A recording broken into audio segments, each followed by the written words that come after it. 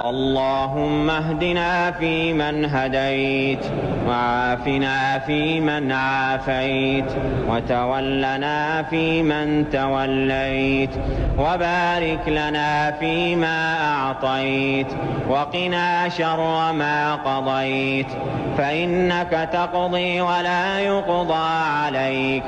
إنه لا يذل من واليت ولا يعز من عاديت، تباركت ربنا وتعاليت.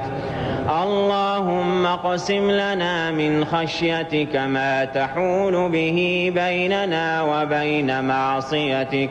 ومن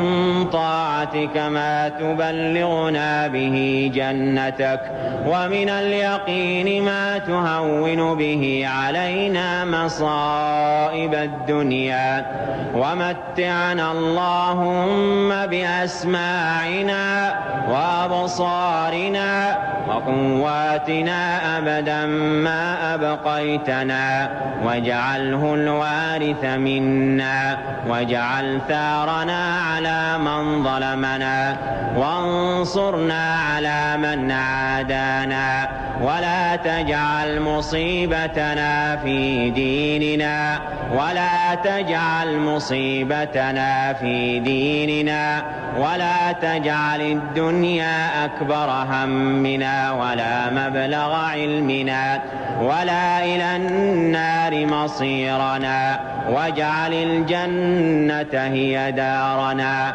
ولا تسلط علينا بذنوبنا من لا يخافك فينا ولا يرحمنا، برحمتك يا أرحم الراحمين.